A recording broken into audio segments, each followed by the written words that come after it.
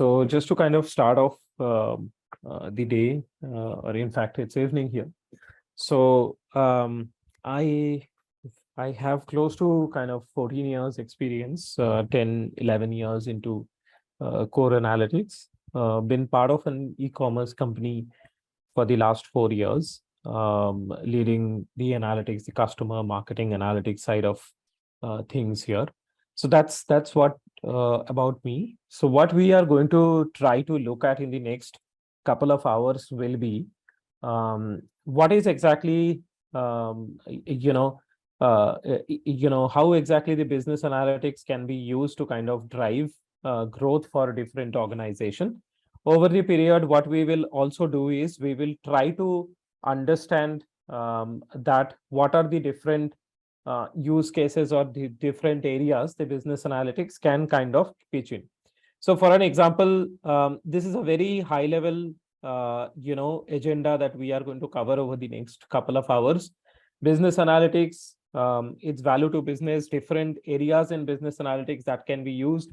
What are the different life stages of business analytics, and a couple of case studies on how business analytics can actually, from my experience, I will share about how it has added growth to my stakeholders and best practices for implementing some of the business analytics. We will also talk about the skill sets that are required.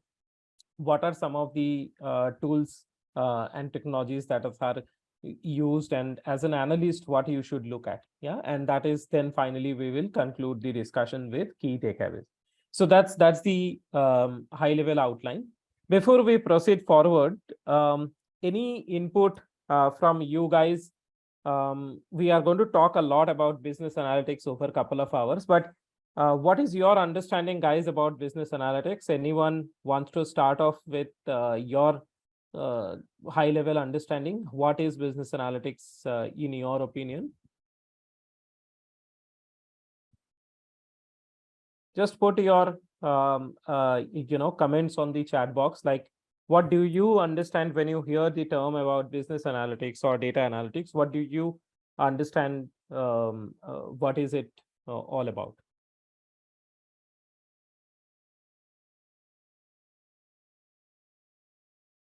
Yeah, you can put that into chat. Okay. Understanding the business problem and finding the solution. Okay. What else? Thanks, Mohammed. Overall, to obtain insights from data. Yeah.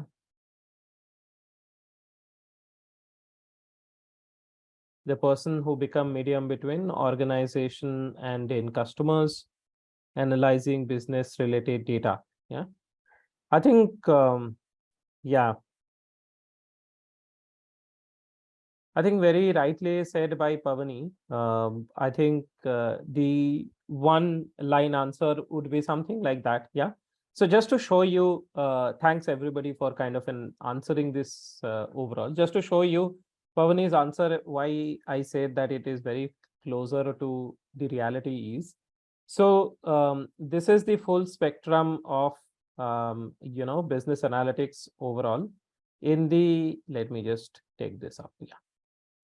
If you could see that this is entire spectrum where business analytics kind of works on. Now, some of you have said analyzing data. You guys are not wrong, as you can see. You analyzing data would typically look at why did it happen, what happened, kind of an area, which is primarily more on the reporting and diagnostic analytics side, which is correct. Some of you have said that data to insights, that's also correct. Data to insights can be given at every stage of this entire spectrum of business analytics. But what is more important for a business analyst is the keeping in mind this complete life cycle, that your end objective is, for the starting point is data. So the starting quadrant is data, but your end objective is to give recommendation for business to do what should be what should improve their business, or what should be doing in order to do better. And in the journey, so your end goal is to make businesses operate more efficiently, and your starting point is data, right? Now, at any stage, at any point in time, you may operate, and different maturity of the organizations are there. For an example, if there is a startup, they would be at a very beginning stage of reporting and dashboarding, right? But as the companies will mature, every company will, once the analytics team is matured, they will operate in the entire cycle, and businesses will rely on analytics to kind of give the insight. So your role is closer to strategy than being closer to data science. Yeah, this is a very clear articulation. I'm saying, don't think that your role is of a data scientist role. You need a PhD for that role. No, that is not the truth. Your role is closer to strategy, maybe an MBA degree, maybe understanding the businesses better, any particular business better. Let's say it's a financial industry, or let's say it's an e-commerce industry. That will help you to be a better business analyst than being a very hardcore data scientist. Okay. So, and this is kind of telling us the evolution of analytics that happens. So typically it starts with SQL reporting. So anybody your manager will ask you, can you tell me how many people have used my tool? Yeah, how many people have used my app? Last month, how was that, right? And then they will say why there is a lower number from last month to this month. That's when you will start looking at the data a little more deeply, right? And that's why we were saying that it is an root cause analysis problem, or an RCA problem, where we will, after reporting, when the stakeholder come back on the questions, we will start our diagnosis or RCAs. And once RCAs are there, what is going to happen is, we don't want to keep on doing the same RCA one again and again, right? The same reporting and same RCA again and again. So what you would typically do is you will put that into automation, which is a dashboard that we are showing. So these 3 steps are going to keep on coming, and every organization who have analytics, let me tell you, majority of these analytics operate in these 3 buckets. And that's why there is a misconception that analytics will always mean getting the data or just analyzing the data. In organization like ours, which is we are basically the India's biggest e-commerce platform. So for ours, the role has essentially matured to this area. And if you take P&G, if you take Unilever, Colgate-Palmolive, whichever bigger organization you do, even Swiggy's of the world, you will see that the role that analytics is supposed to play is, okay, now you have told me, now you tell me what should I do? Yeah, you told businesses that you will grow next month on 10%. Now leaders tell us, if we have to grow at a 20% month on month, what should we be doing? And that question, when leaders ask analytics that what should we be doing, that means the leaders are relying on analytics. And as an analytics a person, you will have to come back with answers. So the key or the juice of the role is more on this side of the spectrum than on this side of the spectrum. Yeah. Let's see what are the questions that folks have. PA is analytical of global market strategies. Yeah. Okay. Let's go to the next phase. Yeah. After that, we will do a hands-on session.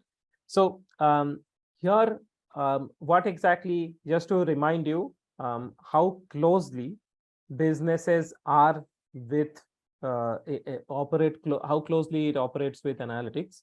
So typically, the entire process of business analytics cycle that I was just saying, it starts with leaders asking a question. Everybody, someday people will ask you, what is your churn rate? And I was telling this example earlier as well, that let's say we are right now talking about Guvi, and we are right now sitting here in the evening for a webinar kind of a session. Now, both of us, our times are, so Guvi is investing money in terms of doing different kinds of marketing, indirect marketing. They do essentially a lot of digital marketing to get users. You are investing your time. I'm investing my time. So now let's think about each of us will have a success metrics to observe. So for an example, from a Guvi's price point of view, if tell me, you guys tell me that if Guvi wants to understand how successful this webinar is, what metrics should they be asking a data analyst or a business analyst to get for this webinar? Any guesses? Whatever guesses that you guys have, share. What metrics should Guvi be asking in order for to understand this? Okay. Okay.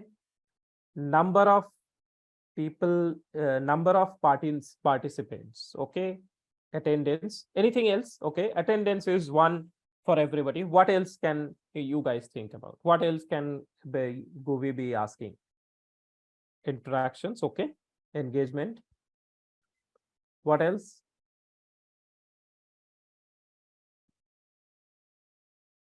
So what is Mohammed is saying attentive participants. When we say attentive participants, what will be the biggest measure or the clearest measure? Absolutely right. Clearest measure. I think very, very interesting insights is coming. So attentive participant, one of the metric that we can think about is number of people who have stayed back for complete 2 hours.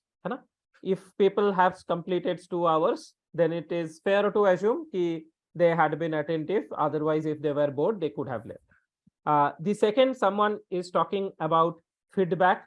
Let's say customer NPS or the promoter number of people who gave a thumbs up versus thumbs down. That is a very clear indicator. I think Hasif talked about the ultimate metrics or an L0 metrics at a company level, which is basically conversion. What that means is, when we talk about conversion, what that means is how many people, okay, I mean, obviously Guvi is spending money to get you marketing and get all of your time. Is at the end of the day, Guvi has to make money, right? And that is the money is the ultimate thing. So if I'm talking about money, what is the matter? What is that thing, that metric that matters to the company? That is conversion. That how many people attending, how many are how many total number of participants. So if I think about funnel, at the top of the funnel, number of people reached via marketing. Let's for assume that 1 lakh people had been targeted via marketing. Out of that, 100 people have been attending. Out of that 100 people, 50 people have attended for entire 2 hours. And out of that 50 people, 10 people have converted into Guvi, becoming a Guvi customer. So that is the ultimate metrics that Guvi is going to look for. However, there is the other metric. Let's say, for an example, let's say whether Utsab takes the webinar or, let's say Shreyas take the webinar or Hasib takes the webinar. Let's say for everybody, everybody, typically the ratings or the conversions usually happen at the same rate. I'll re-articulate what I mean. Let's say 10% of all the participants or 10% of all attentive participant has converted for both Utsab, Hasib, Muhammad, everybody. Now, just for the sake of discussion, let's think all of you are essentially instructor. Now, how do you essentially say that Utsab sessions was better or Muhammad sessions was better? The second L1 metric is customer feedback. And that's why somebody has said feedback is going to be the second. Achha, let's say if everything is equal, feedback is also equal, conversion is equal, can we look at then looking at number of attentive participants? So that's why exactly the questions are going to come. Now, let's say let's for the time being think about that Utsab's conversion has been poor. Now, the question that the leader, Guvi leadership will ask the web conductor is why is the webinar attendance has been poor? Then what could be the different hypothesis of webinar conversion being poor? Apologies. Why is Utsab's webinar conversion is so low? Now, what are the different hypotheses that we can think? Yeah, the interaction might be low. The instructor might be not well equipped. The content is very, very boring. Yes, absolutely right. The content is boring. It may be the topic is not very, very interesting. It is not ringing a bell with everybody. It might be very, very hi-fi or very, very easy content. It could be also because what has happened is the people who have attended in this particular webinar are typically college graduates. And let's say for the discussion says or debate sake, typically we have seen that whenever the college graduates does convert lesser as compared to working professional. This time what has happened, maybe because of our marketing things, we have targeted a lot of college graduates and they have come more. They inherently convert less, and that could be the reason. It may be nothing to do with the content. Yeah. So this is, now think about this is a very hypothetical case study, but we are still able to argue and have a discussion. And it doesn't require, do you think you require a PhD degree to discuss this? You just need a common sense to discuss this. So that is what the key, that's why it is so interesting and so intuitive, the entire domain of business analytics, that over a couple of hours, you will be able to get a hang of, yes, I'm able to understand the businesses. I have never thought about it. Yeah, this is how businesses should be looked at. Again, coming back, once we were just so far discussing the hypothesis, and typically as a manager, senior manager, leaders in team, we will guide the analyst by discussing or brainstorming with them this kind of an hypothesis, that the audience might be of a different age group, the audience might be of a different gender, the content might be poor, and so on and so forth. Now, analysts will go back and check each of the hypotheses through data. And that's what you see that the second step is that process the data to answer the question. That's what exactly coming. Now, data has a problem. Why the data has a problem, and you will more data you will see eventually. Data is very, very noisy at times. And when I say noisy at times, typically that means, let's say we are talking about 100 people's 100 people data. But let's say when we are talking about a 1 million data, you will see some people inherently, I'm just giving one example, inherently working professional convert better. But let's say at 20% is their conversion. However, in this particular session, working professional has converted 15%.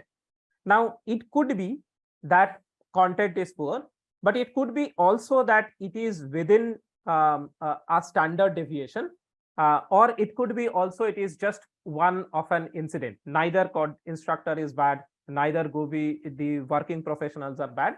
It could be just a noise or a, you remember that distribution, think about it, if you were trying to catch a flight, out of 50 times, you will at least miss one flight. Yeah, that probability is always there. So that is where exactly the part comes in. Essentially, the next part, sorry, this part of the data, which is talking about cleaning the data, which means you as a data analyst need to know how to clean or ignore certain parts of the data, and you have to understand what is the truth or what is the pattern in the data rather than what is the anti-pattern in the data. So that's what comes in the first step. Then comes the data visualization part, which is typically the dashboarding. We all know what kind of tools are being used, and we will cover Power BI and things like that. And then after that particular step, when let's go back to the previous slide. When we talked about in the previous slide, after the dashboarding, sorry, again, there is this problem. Sorry. After the dashboarding, if you see, there was something called as a predictive analytics. Now, exactly the same next slide also talks about that after the dashboarding, you will eventually have to go to a predictive analytics phase. And then from predictive analytics, you obviously will provide recommendation. That recommendation, once you ask to give to the businesses will possibly take actions. Whatever you say, based on that, businesses will take actions. And the business recommendation could be, let's not target via Facebook. Yeah, let's not target via Instagram, because Instagram audiences do not convert. Let's not spend money there. Or where is analytics going to come? Analytics can say, hey, based on last 10 webinars data, I will make a model. And when I'm saying model, it is nothing but, so I'll give you very live example. So think about, this is what we do as well. Think about Guvi has conducted 10 webinars, and we have a history of data, people who ultimately converted in buying a Guvi course and people who did not convert. Do you guys think this data, using this data, I can optimize my spend, or I can improve my conversion further? If we can, what should we be doing? Any guesses? What should we be doing? Let's say we have data of previous converters and things like that. What we should be doing? Anyone? Just basic understanding. Can we do something with this data?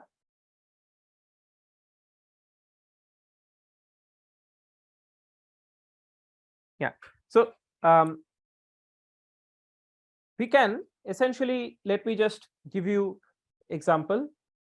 Yeah, what is the many reason? What I am also talking about is, let me just get back to, sorry. I'll just go back here 1 second. Let me just tell you, this is what we can be doing. So think about, this is what we called as a look-alike modeling. What does this mean? So let's say the person A, B, C, D have converted, yeah, and the person E, F, G, H has not converted. Yeah, let's say this is what the data we have. Now, what is that we are going to try to do is, we will look for what are the properties. And when I'm saying properties, it is typically what is the behaviors and what is the demographic of people who converted versus what is the demographic of people who did not convert. So kya hoga? This is basically, let's say we figure out that, hey, people who are mid affluent, and when I say mid affluent, let's say people who have a certain, who fall in a certain income range. And how can we find out income range? Again, based on your phone model, what is the price of the phone model, everything can be done. Just to give you an idea, people who are mid affluent, people who are having an work age of 5 to 10 years, people who are from tier 2 towns, or staying abroad, working in IT, are the people who convert. Now, using this data, what we can now go as a, what Guvi can do is, now they can now go to social media platforms like, let's say Facebook or Insta, and they can tell, this is the exact profile that I want to target. This is the profile that I can want to target, so that I don't have to target everybody. When I will target only these people, what will that mean? That will mean I will get a better ROI, right? Better ROI. And when I say ROI, that means the number of conversions per dollar spent, right? This is what exactly, or money spent, is what we are talking about ROI. So what we are doing is, looking at the historical data, we are finding out properties that are signifying, or that are characterizing people who are converted. And that data we are passing on to Facebook or Insta in order to target better and improving ROI. Clear example of how Guvi can improve, how analytics can improve the business growth. And eventually you are saving money, you are getting better conversions, and you are learning from your data. So the more data we get, that's how we will learn. And that's why in the overall analytics journey, we should always keep in mind that everything is going to come so organically that starting from a very basic question of what is the right metric, to building hypothesis, to developing a model, and finally providing a recommendation, everything is very combined in a single life cycle. And as an analytics professional, we just have to use our brains in order to structure the problem. Yeah. And that is why, as you can see, the business analytics is used across the two things. These are typically called as a verticals. And I will talk more about this. These are called as verticals, and these are called as a domain, right? I will talk about it a little more. So for an example, what I intended to say is something like a, let's start with essentially what I intend to say. 1 second. Yeah. So let's say there is a e-commerce company, there is finance or a banking company, there is also, let's say, a healthcare company. There is also, let's say, apart from e-commerce, banking, healthcare, you have a retail, the normal retail company.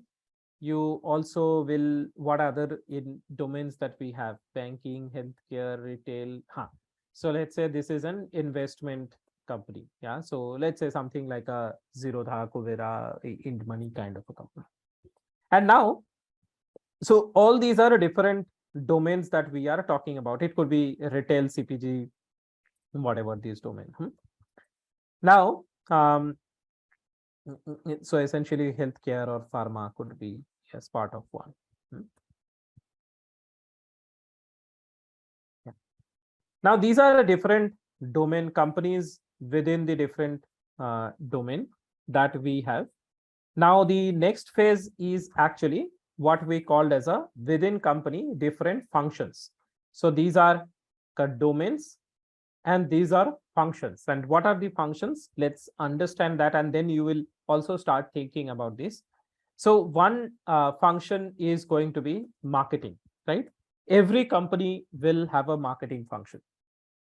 And I will describe what each of the function does and how analytics can help. The second function is customer.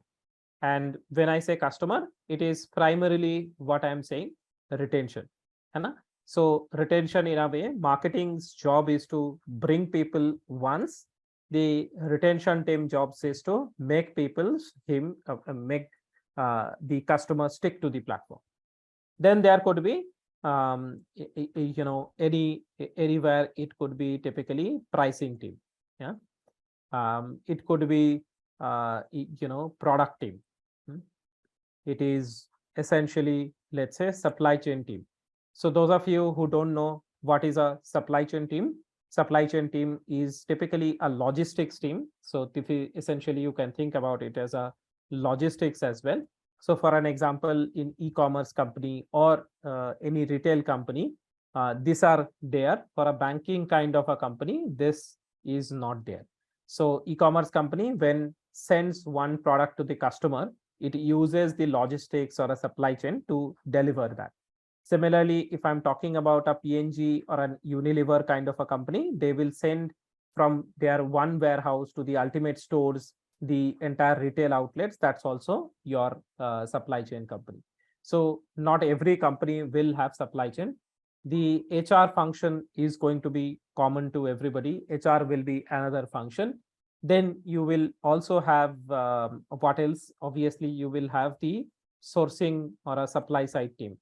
What is obviously sourcing or supply team is again going to be not for everybody, but for a healthcare, retail, e-commerce, these are going to be there. For a healthcare or a pharma company, they need to get the raw materials. In a e-commerce company, in a retail CPG company, they will have to buy things from manufacturer. And then similarly, there is a risk team that is going to be there, which is again not there in so much into e-commerce company or a retail CPG company, but it is very much there in a banking kind of a company. So what I'm trying to tell you is, if you think this particular grid, right? These are essentially the functions and that a company will typically be having, and these are the domains. And you see that there are certain functions which are agnostic to every industry or every domain. And then there are certain function which is very, very specific. For an example, risk is very specific to banking and insurance. Because if people, if there is a run in the bank, right? If people start withdrawing money, the banks will essentially not have enough money and they will shut down. What happened with the Silicon Valley Bank? So that's pretty much the grid. Firstly, you should now think. Now, as an individual, as an analytics professional, what you also have to say, you will typically ask me a question in the later part of the course that Utsab, I am from a banking background, I am from a healthcare background, or I have some other industry. Do you think, Utsab, that I can learn business analytics and can add value? And that is some of the magics we are going to talk about this. Yeah. So for an example, if I'm just going to talk about marketing customer, if you really think about what is the goal of the marketing, the goal is not changing for any industry. The goal is to create awareness and maintain top of mind. Now, what is create awareness and maintain top of mind? These are two different things. Just to tell you, when a new product comes or a new company comes, they would first try to create awareness by saying that, hey, we have launched something like a Tata Play, right? Tata Play binge, come and buy. So that is about creating awareness. So what does create awareness does? It will basically give me first time customers or visitors. Essentially, they will give me first time customers. Yeah, that's what essentially do. And then what is maintaining top of mind? Maintaining top of mind means you will see that years have gone by, right? Let's say every year you see certain Annapurna Atta every time, or Amazon ads throughout the year, somewhere you will keep on saying. Why does Amazon is already a brand, Annapurna Atta is already there, Lux is already there, Gillette is already there. Why do we need ads then? The reason we need ads then is it is understood that until and unless you are in the top of mind, so people have a memory, right? Until and unless you are in the top of mind, there is a loss, there is a chance that you will get lost. You will forget about that. So marketing basically creates awareness and maintain top of mind. And this objective of marketing does not change across the industries. Similarly, if I'm trying to look at customers, now what is exactly the goal of the customers? The goal of the customer team is first time customer to loyal customer. Now this goal that I'm talking about, first time customer to loyal customer, this is also not going to change over a period of time. So you see a very interesting pattern that every functions that you are learning, most of the function, it is industry agnostic. So it should not come to your mind that it is from, I am from other industry, can I move to another industry? As long as you understand the crux of the business is such that you can add value everywhere. So if I'm talking about first time customer to loyal customer, this is a journey that every I mean, obviously the metrics will be different, the instruments will be different, but the core goal remains the same. Now you similarly think about HR. Do you think HR may anything difference that happens? No, across every organization, the HR is going to be from hiring people to engaging people to retaining the people, right? So again, if you just look at the themes, they are not going to change. So what we really need to understand is typically what is preferred. Everybody, the analytics expertise is not built by domain typically. The analytics expertise is typically built by the functions. So if I, because I am in marketing and customer, I will get more opportunities, or I will be more preferred in the marketing and customer function across industries. Yeah. So now, now that you are clear about what is marketing, what is this particular grid, I will pause for a minute and I'll essentially ask you guys questions that now that you know that this is happening, what we also need to understand is in each of these functions, what are the key, some of the key models are what? For an example, I can tell you key for a pricing team, what is the key model essentially is going to be required. They need a very two things they will need. Any pricing team in world, they will need two things. Can you tell me just by common sense, what are the two things the pricing team as a strategy should be worried about? We will come to marketing customer, don't worry. But as a pricing team, let's say somebody who decides the pricing of products, what should he be worried about? Any company, correct? Right. So the two things that people are worried, huh? So one is comparative pricing and is price elasticity. Huh? So comparative pricing means the point number one is, are my competitors getting cheaper? So they will take away my customer. So we will always have to be very at par with the competitors. The second thing is price elasticity. And when I'm saying about price elasticity, that means if I change my price by 10 rupees, will the demand of the product go down? So when does the demand of the product goes down? For an example, if you see about people who are market leaders, companies like Hindustan Unilever, when they increase their price elasticity, or when they increase their price, you will not see the very drastic fall down demand. But where you will see increase in price, let's say the Hotstar is going to increase their subscription fee by 1,000 rupees. Demand. So that's where exactly a concept comes. But now coming back to the core issue, the analytics expertise needs to be focused on areas like this. For an example, if I talk about customers, what is the key thing about customer that people will look at? People will look at two things, which is known as lifetime value, and the second will be known as churn. Roughly, this is what everything that we do, pretty much this is what exactly. What is churn and lifetime value? Churn means with marketing, by spending money, I have bought you or made you a first time customer. You should not leave my platform. I will do whatever you do. You should keep buying. But what exactly the LTV or lifetime? Utsab every time comes on the platform and buys only 100 rupees product. He is not churning, but he is not a profitable customer to me. So I can treat Utsab like whatever way, I really don't worry.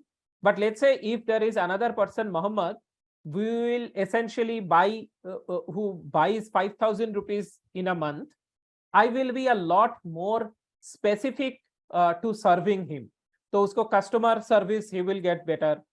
He will get better speed. He will essentially get better pricing. He will be treated as a VIP. So that is exactly the customer thing. So essentially a lower profitable customers or a lower customers, if it churns, it doesn't pinch that much.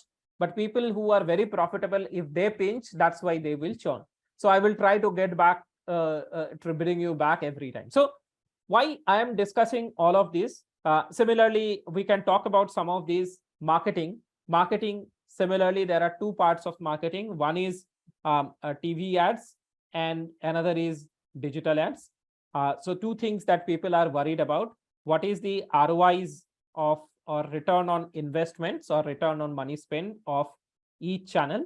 And analytics is supposed to given 100 crore or given X amount of money, whatever that you say, how should we distribute between the different channels and different TV ads? Marketing only has these questions. Huh? Apart from that, they will have some other questions like segmentation, which TG to kind of which particular target cohorts to add, target and things like that. So coming back to our exercise, what I was essentially trying to do is that if you look at everywhere across the industries, across the domains, and across the functions, the key goals are typically the same. So domains and functions, if we are looking at, the goals are same. Everybody is trying to do the same thing. So where should you focus on building expertise? You should essentially focus on building expertise on understanding the themes of each functional area and invest your time in learning this area, because this is what will drive growth for organizations in that particular function across industries. So your focus today, if you go back and say, I want marketing, I would say you would look at how exactly these 2-3 things are done. Don't focus on everything today. If you understand and learn these core 2-3 things, you are sorted. So that's what, because everywhere in interviews and everywhere, that's how you can channel your discussions accordingly. So I think before we broke, right, just a quick recap. We talked about the different life cycles. We talked about what across the different industries, the functional domains remain the same. And the use cases or the business analytics challenges are very, very portable. Yeah, that is the key message that I wanted to land, that you should not think about changing company domains, but you should think about what are some of the portable skill sets or portable analytics things that you need to learn in a given area, right? Whether it is customer, whether it is people, whether it is HR, and things like that. Now, coming back, someone in the chat window were asking the skill sets required and the tools being used in different parts of the overall journey. Going back, we talked about reporting. Reporting is what happened. That's something that we started our discussion. Reporting is the skills or the tools that are used for reporting is Excel, SQL primarily. SQL primarily. So the skill sets that are required is SQL. Huh? The second skill set is very, very interesting skill set that I personally think. As much as you say that business analytics is interesting, and I wanted to make this point, the part of reporting is very, very monotonous. Huh? You just have to keep on, because if you are made to do the same job, you will get bored, right? And every day SQL say data nikalna hai, and you will have to just show these data. This is not really will give you the kick. And that's why I have also written ability to do monotonous work diligently is one of the key skills.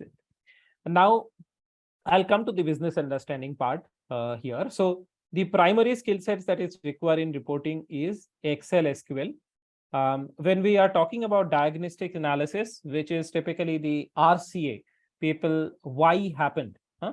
Someone was talking about analysis, and why could be on anything. Why suddenly people are dropping off from your product? Why the product adoption is not going up? Why this month attrition is so high? Why sales are not recovering? Sales are not as per the expected lines. So why can happen for different metrics as well. Now, whenever the question is on why, apart from Excel, SQL that we have highlighted, the two other things that are, it starts to become slightly complicated, right? In terms of, obviously, if you can think, the people, in order to do root cause analysis, we need to do better job in terms of understanding some basic statistics and some basic data cleaning as well. And the skill sets that are required is, apart from Excel, SQL, do you know the framework to do deep dive? I'll take another example. Just this particular framework, just keep it in your mind what we are going to discuss. This is so important framework, and will help you to answer any question in any interview, any case study interviews as well. So take any metric. We are talking about, let's say, people in companies attriting more. Attrition is when people who are working in company, they leave the company. That is called as an attrition. Now, let's say people are attriting more, and that is an HR problem. Now, managers are very, very frustrated, because Managers, who will they manage if people start leaving? Yeah, that's what happened in 2021 when there were so many openings and things like that. So now the question that leaders are asking, why are people leaving, or what is causing them to leave? Now, this is a problem statement to you.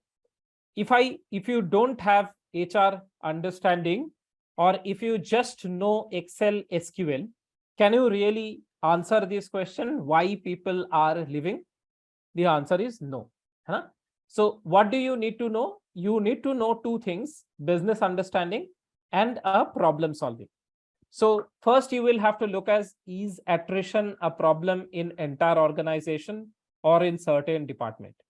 Is within those department, is this a problem between a particular work experience or a tenure level, like people who have joined new, who they are at writing, or people who are tenured employee, they are at writing, people who are getting promoted, they are at writing, or people who are did not get promoted, they are at writing, people who have got high good hikes, are they at writing, people who have not got good hikes, are they at writing, people who are working in particular client projects are at writing, or people who are, is there any pattern?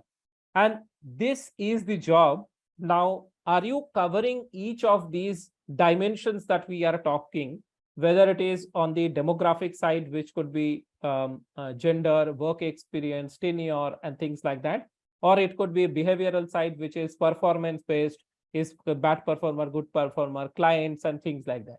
So this approach that you need to know in order to do good job in RCA.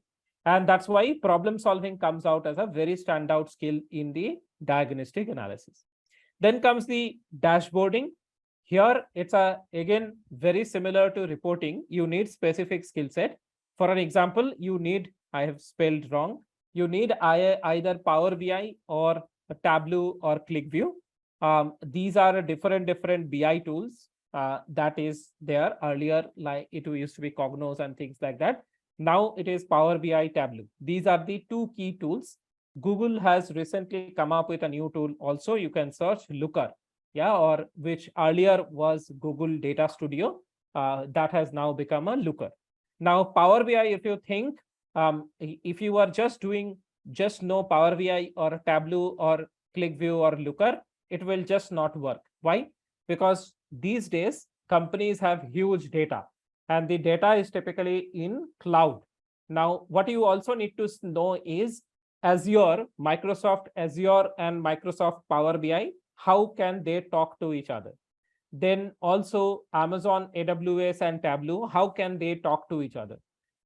Google GCP, Google Cloud Platform, and Google Data Studio or Google Looker, how do they talk to each other?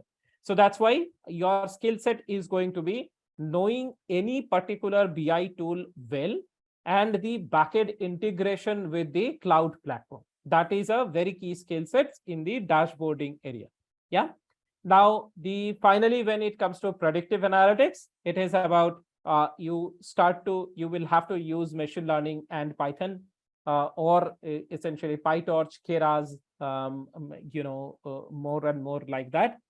Typically, when I'm talking about machine learning models does not mean you need to know how to make a chat GPT, or how to make a language model, how to look a computer vision problem, which is like how the way self-driving car works. These things you don't need to necessarily know. You need to know ML model in terms of regression, classification, clustering.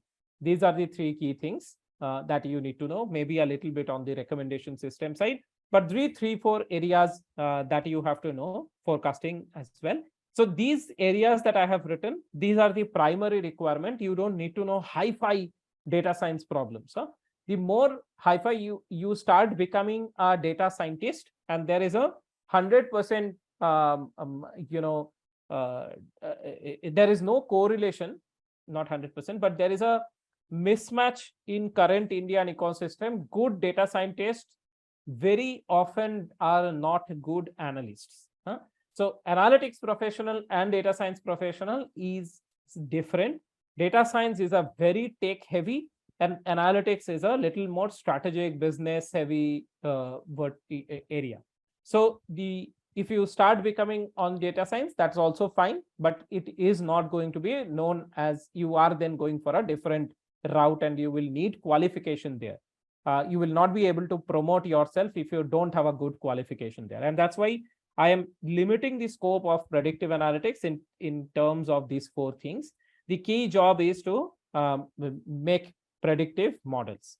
And after all of these things, the final role, which is something that I play to an extent, is the storytelling role. अच्छा, data देख लिया, analysis कर लिया, model बना लिया. Now, what is the story that I will tell to the people who are much older than us, who don't know what is data analytics? I am still talking to you about machine learning. In India, I mean, people know machine learning as just things, but people who are, let's say, CEOs, CXOs, they will not realize or understand this technical thing. They will try to ask you, what is the intuition? What is the business story? Why should we do this? So how from all the data that we will be seeing, how can we convert the conversation into a business conversation or a strategic conversation, is where the role of a storyteller comes. So this is the crux of all these skill sets that are required, yeah, in running this entire show. Before I move forward, because it is so important slide, I'll just pause for a minute in terms of saying, guys, do you have any questions in this particular slides? Are you clear? I know a lot of people asked about skill sets. Do you guys have questions? Is it clear what is exactly is the requirement at each of the phases? Yeah.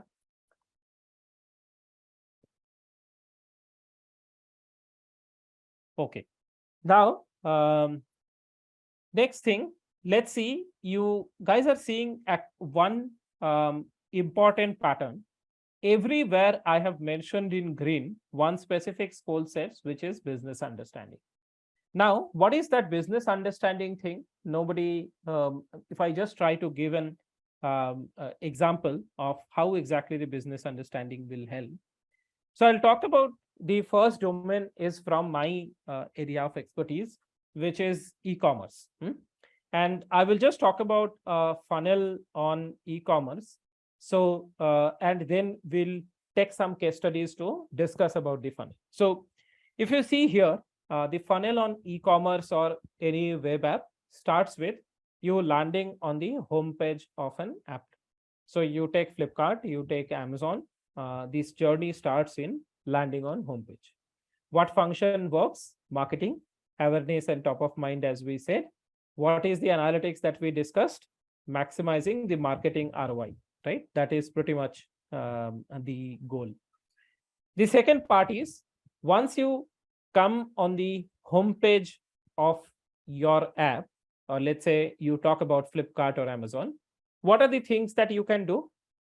You will see a lot of banners, you will see a lot of stores under 99, great value, popular, and things like that. A lot of things that are on the app, on the homepage itself.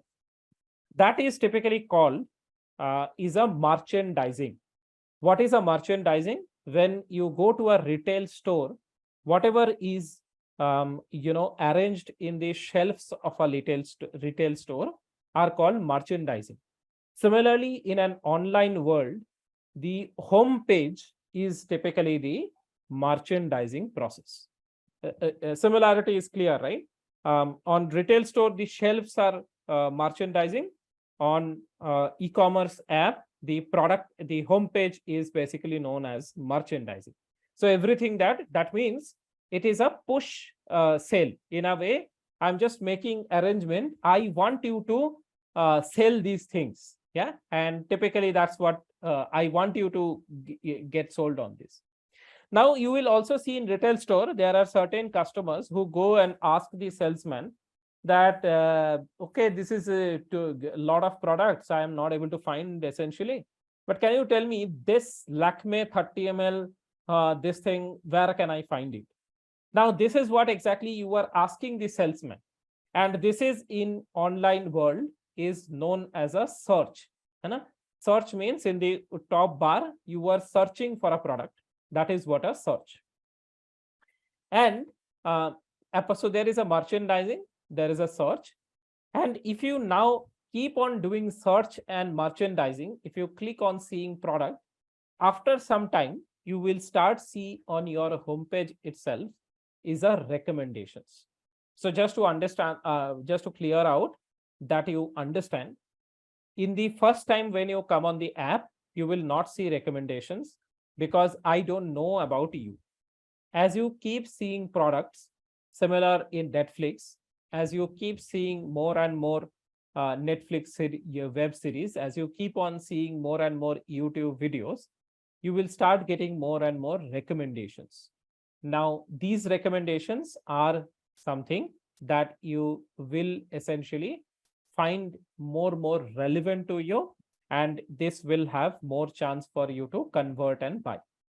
So these product page views or the PPVs that we are talking, this is all these search, merch and reco is called as a discovery or storefront. Discovery means, or a storefront means, how do you find a product? Okay, so finding a product. And this is basically the product page views. That is basically so discovery may what products to show, whom to show. This is exactly the concept of personalization. I repeat the point. What is that you can do? You will have to drive more and more relevant products, right? If Utsab is coming to Utsab, because Utsab loves gadgets, I will show gadgets. But if Utsab's wife is coming, I will show her more and more fashion. Now, this kind of a nuances that is an online world is going able to take, that is something the shelves will offline will not take. So expected hai कि online you will do good in mid-term to long-term future. Now from product page view, so just to say, first on home page, followed by that individual products. So going back and showing you example. So let's say, yeah, I'm just going 1, 2.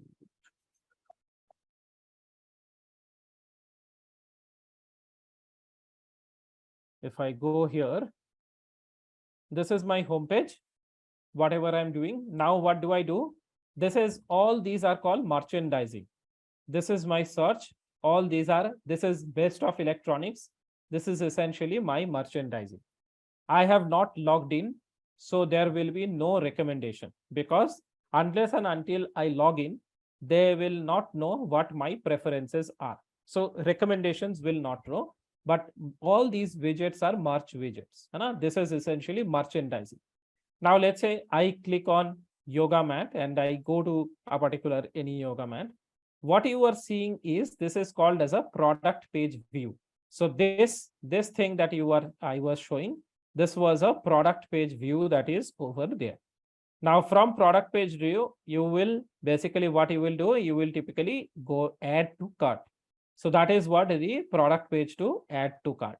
Now, when we are looking at a product page to add to cart, what do you think will make me add to cart?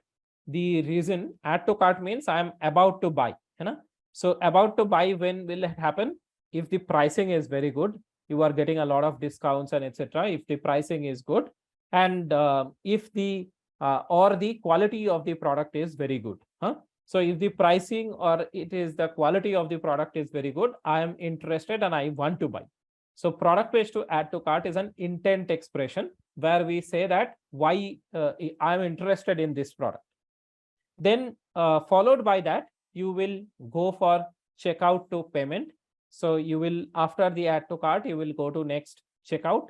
And what is that checkout? Again, if you go here, you will see that place order, right? When I click on place order, this is basically nothing but checkout. So that's what exactly comes to the overall things in the funnel, that this is the checkout. Now, what can we do in the checkout? People in India do not have money. So can I help him to check out and make the payment? So I can give him UPI. I can give him EMI. I can give him buy now, pay later. All these are ways to influence the consumers in terms of telling that I will help you to make the payment. You just enroll, or traps to essentially do. I will help you to make that, and you will eventually convert. Now, once you have bought the product, what can you do? The product comes, you order the product comes. You may have liked the product or you may have not. If you don't like the product, you will end up returning. So this entire part after order to delivery, and if it is not right for you, you will return. This entire thing is taken care of by supply chain. Recently, now if you think about from your perspective, use the common sense, companies used to lose a lot of money in return. If you realize that return is not easy, right? The company has incurred a lot of cost in delivering the product to your location. Now you are returning it, which means that there is a double cost of supply chain or logistics that the company has to incur. You didn't buy and the company incurred loss, right? Now you start see whether, I don't know, so all of you here, the Swiggy's stopped cancellation. E-commerce platform are charging you to pay extra. They will charge essentially, and there are a lot of times Myntra has already done it, and a lot of other platforms are also doing it. They will start you charging for return, because they realize that return is an area, and this is an analytics insight. Our analytics team has essentially found out that return is an area which is a big money, and customers, people like you and me who know e-commerce very well will return. We are basically abusers. In Myntra, we will order 10 dresses and we will keep 1 and 9 we will return. What am I? I am an abuser. Now, the moment I, as a platform or analytics team, realized that a lot of abusers of e-commerce are on the platform, the recommendation is that for the abusers, we start charging extra money in order for them to return, give the return benefit. So that is how exactly the understanding what you are saying. This is a typical e-commerce funnel. Whatever we have discussed, this will help us in order to, going back to our previous slide, I said business understanding is important at every stage. We just understood the business of an e-commerce company or a very high level idea of how an e-commerce company works. Now we can also see if a problem is there, how will we answer these problems? Yeah. So for an example, let's say a company is facing a problem that the user growth is slowing down, which means the people who used to come on the app is basically not growing. What you are seeing as a MAU or DAO, this is monthly active user base, and this is daily active user base. Now that is slowing down is one problem statement that can be having. The second problem statement could be that, hey, people, we have a drop off. People are coming to the cart ad, but they are not making the final payment. So there is a drop off from cart ad to final payment, or could drop off to order. So drop off to order is a second problem statement that could be there. Then the third problem statement key, our profits are declining. All three of them are very relatable. In one case, the people are not coming visiting platform. In the second case, people are visiting, doing cart ad, but they are not buying. And eventually the third thing is that the profits might be shrinking. Now, as I was telling in the beginning itself, that there are a lot of hypotheses that you can build, and you don't need me really to think about those hypotheses. For the interest of time, I'm just covering some of these hypotheses. So if you look at some of these hypotheses that we are saying, okay, if the user growth is slowing down, can you now deep dive? Is it slowing down in particular area? Is it North India, South India, East India, West India? Is it metro or non-metro? Is basically competition, taking all our users? Is becoming, have our prices of the products become costlier? So if you think, if we become costlier, people will try to avoid us. Is there an out of stock problem, which means that what people want, we don't have that? Is that kind of a scenario? So all these are possible hypotheses. Now we go back in terms of trying to understand what kind of data is required to build those hypotheses. And eventually we give the solution that, hey, we should look for an LTV, customer LTV model. Remember that first we already discussed a lifetime value. If we can develop a lifetime value kind of a model, then we can essentially target or make target only those users who will give us growth. So you see the entire cycle can come like this. Similarly, another example I am just taking, let's say gross profit margin decreasing.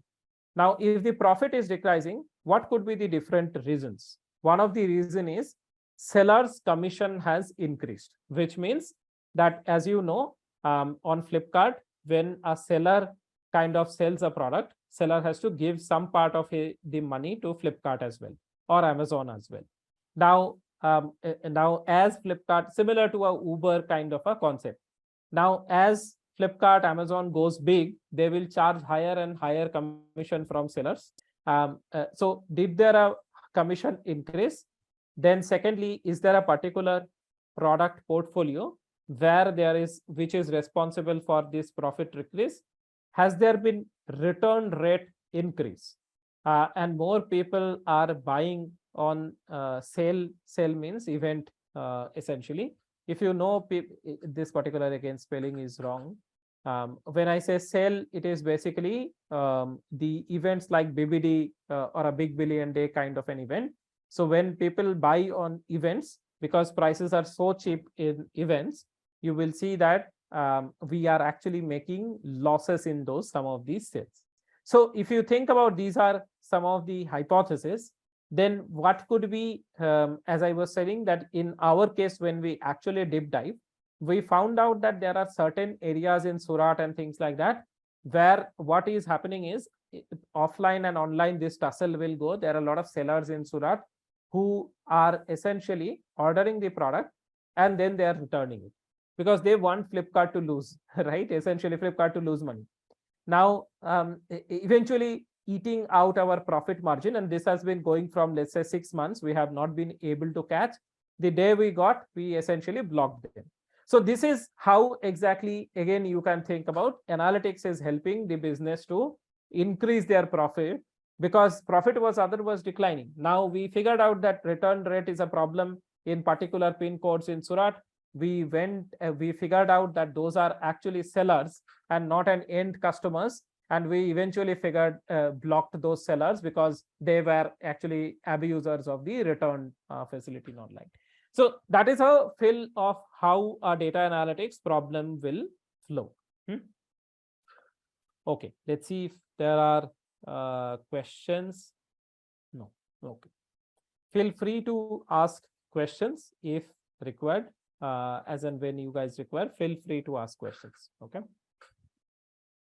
Now, yeah, this is another case study, and this is a full-blown case study, and this is coming from one of the case study that I was part with. I have obviously hidden the name of the client. Now, this was when I used to not work for current company. In some of the older companies, there was a Fortune 500 brand that we were working with, and they used to put a lot of money, 1 billion plus money on ATL and digital data, but they did not know what is the ROI of this money in their digital channels as well in their ETV ads coming. They also did not know that so basically marketing head asked me a question that if I stop the marketing, will my entire sales fall? What is the sensitivity of marketing spend versus sale? Which means that if we stop marketing, if the marketing budget becomes zero, what will it become in terms of the overall sale numbers? That is what exactly the effect or attribution that client wanted. And this is not a one time. Client clearly said, going forward, I want to be much more data dependent. And then eventually we came up with solution. These are, you don't have to focus too much, but the solution is involved creating a machine learning models. Once we created these machine learning models, we tried to communicate or explain that to stakeholders in a very easy to communicate, easy to understand way. And once they understood, some of the things that they asked us to do is, can you guys please automate? Can you help me that how much budget should I be reducing?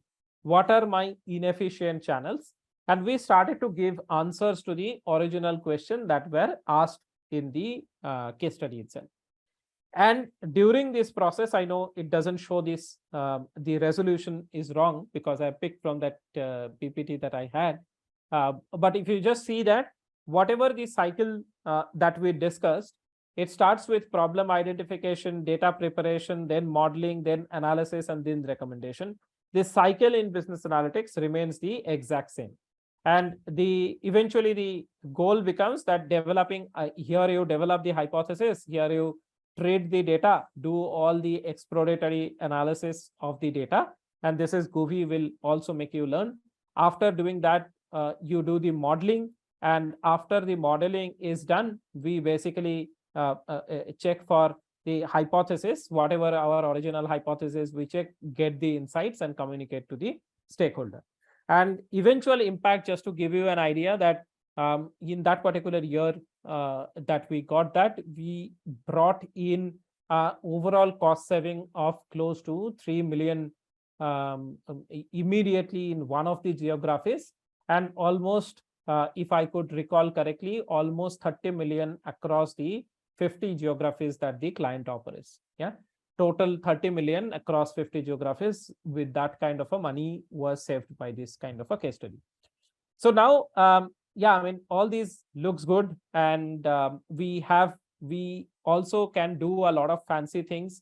For an example, pharma, we can look at the image and can tell what kind of a problem the patient might be having. So there are products to find out and analyze the X-rays in chest and things like that. We can also do a medicine launch, right? That what medicine should we be launching? What is the entire work that doctor does?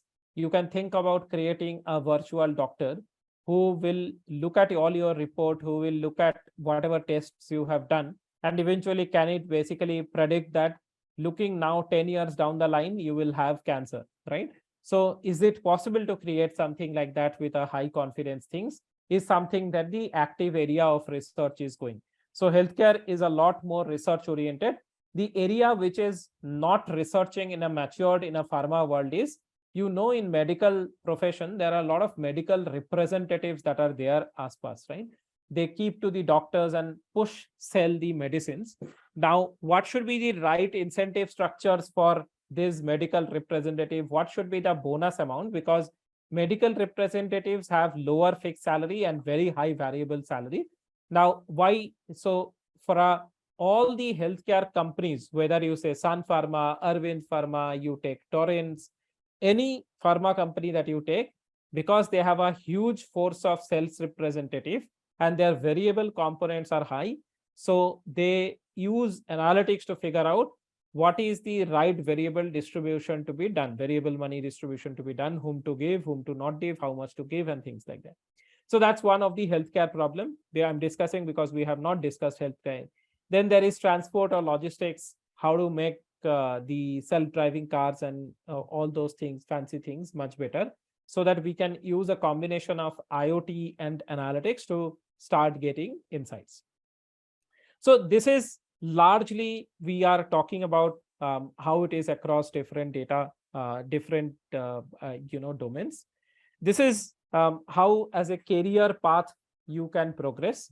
This particular career path, as you can see, I am not recommending that this is a career path, is a much difficult career path.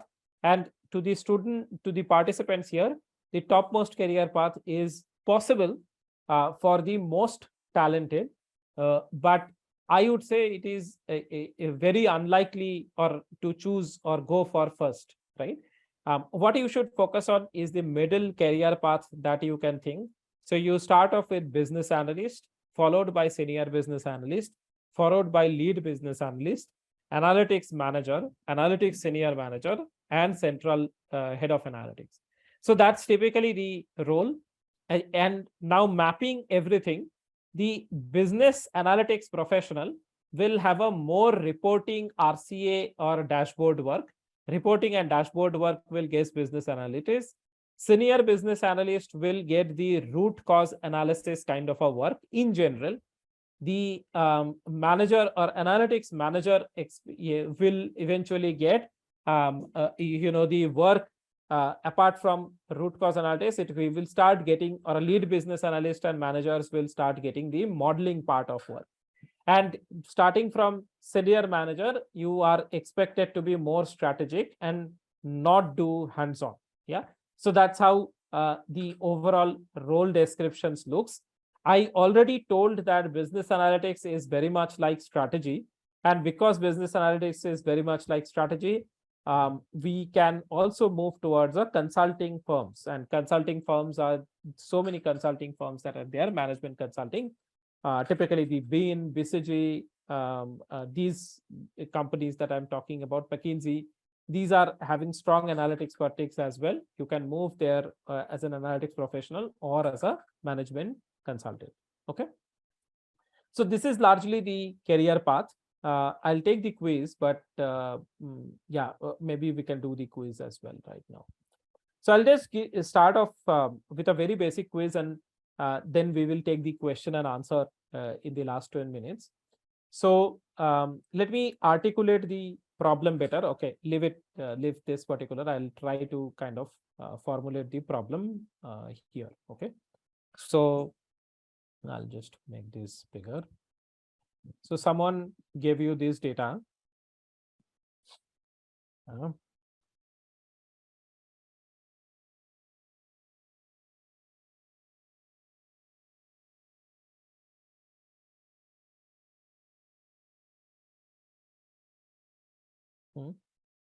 Work experience 3 to 5 years. Yeah, so maybe, sorry, work experience equals to less than 5 years. And work experience equals to greater than 5 years. Guvi webinar to course conversion. Okay, let's say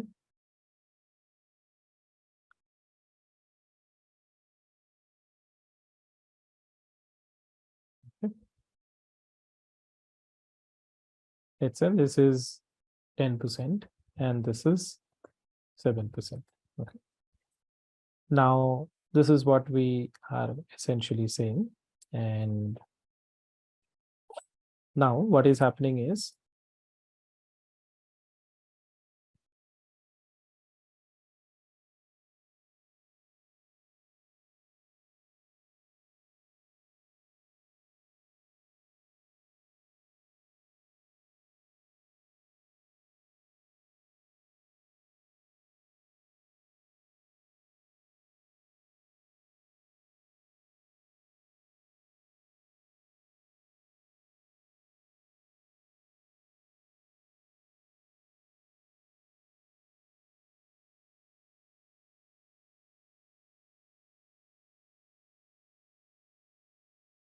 one minute.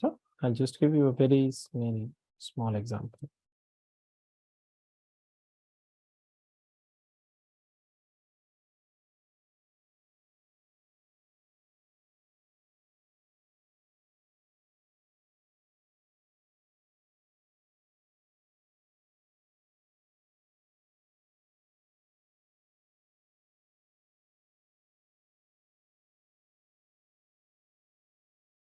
And let's say this is what is happening is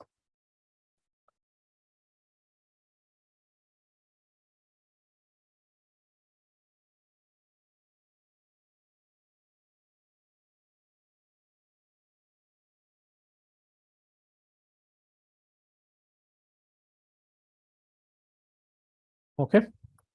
So look at, and I'll essentially tell you or summarize the question, what I mean to say. In this table, what you are seeing is less than 5 years experience has higher conversion than greater than 5 years. Clear? You can see that in this table. That's what this table is showing over here. No? Now, in this table, what I'm, so basically this is high, or this is basically green. Now, what is happening in each of these is very interesting. If you look at work experience greater than 5 years was negative or a lesser lower over here than the greater than 5 years. Greater than 5 years was lower than the less than 5 years. But if I break by male and female, what I'm seeing in both the cases, the work experience greater than 5 years male has higher course conversion versus female ka bhi same, female ka higher course conversion. My question to you is, why or when, under which condition, under which circumstance, or under which condition something like this can happen? Yeah, can happen. Which means what we are trying to know, when can this happen? When at an overall level, greater than 5 years has a poorer conversion, but I'm breaking by cohorts of male, female, they have better conversions than the less than 5 years. What is the logic, or what is the catch over here? Just look at this data and see what can happen. Is the question clear? I will once again articulate. At an overall webinar level, less than 5 years have a higher conversion. But if I look at less than 5 years male and less than 5 years female, they have correspondingly lower conversion compared to their greater than 5 years counterparts. So how can this view and this view simultaneously be true? That is the question. How can both the views be true? Under which condition or under which circumstances? Any guesses? Anyone? We can tell the answers over here. What that can happen? When can that happen?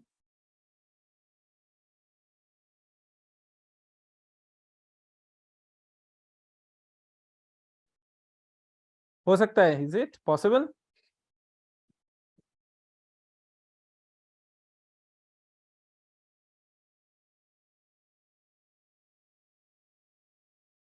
Any guesses? I'll wait. At least somebody has to kind of give before we leave. At least someone gives some answer.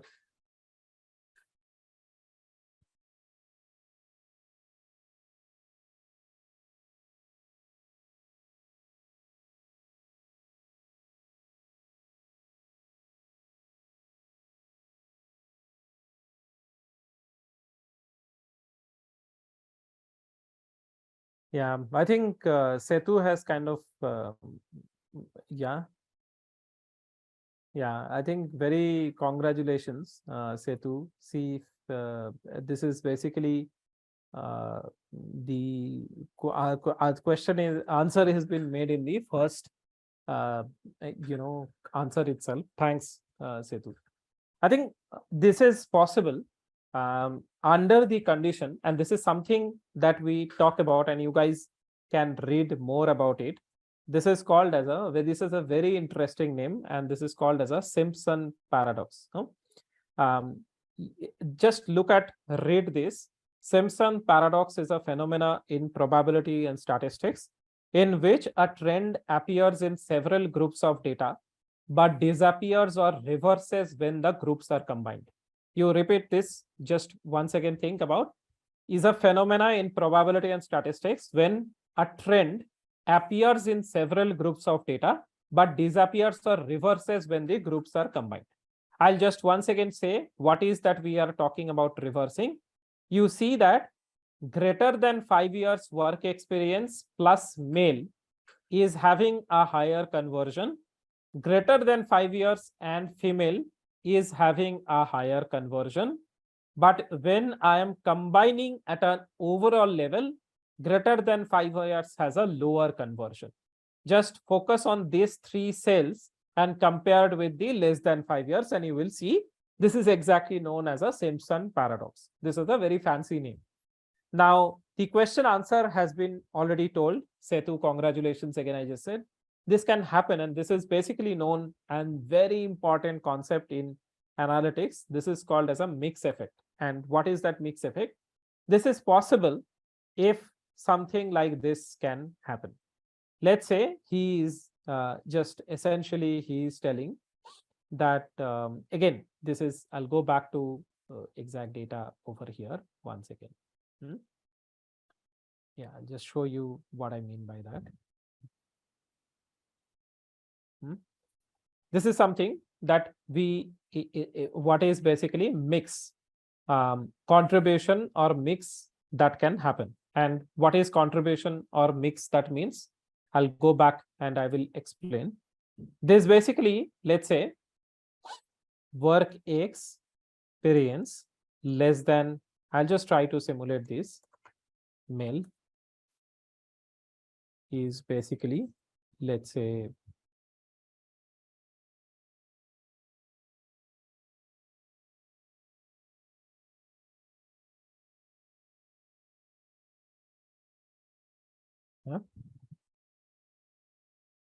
and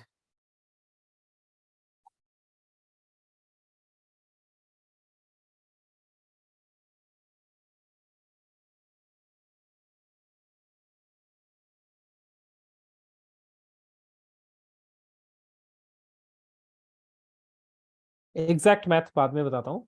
So you see what is happening. When can this happen? The mix here, what is the, in the less than 5 years, what is the kind of mix that we are talking? 80-20, male is 80, female is 20. In the greater than 5 years, what is happening? Male is 20, female is 80. So the contributions has reversed.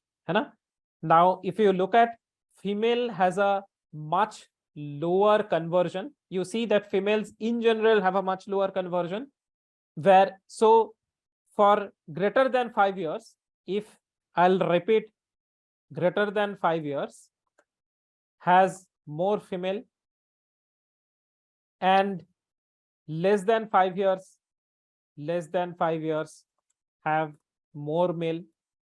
And so if I now say less than 5 years have more male, greater than 5 years have more female, and in general,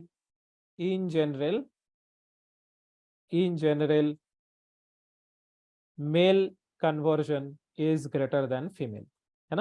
So that's the effect. The combined effect essentially means at an overall level, this looks like to be different. So the both, so just to essentially go back to my deck, before going back into the deck, what I essentially wanted to say, what is Simpson paradox? Simpson paradox is a pattern that is consistent in different dimensions. When we are breaking by male and breaking by female, we are finding out that work experience greater than 5 years is higher conversion. But when are combining them, the pattern reverses. This is called Simpson paradox. And why does this happen? This happens because within this less than 5 and greater than 5, the mix of male and female is completely reverse or very, very different. And that is point number one. Secondly, is that the female conversions are much lower.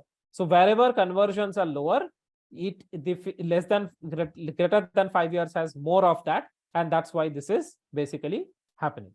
So something similar, you will see that we also discussed, and this is basically the similar quiz we discussed here. This is more like similar thing where we are highlighting the same concept, where we are saying people who have a higher contribution is basically lower in conversions and things like that.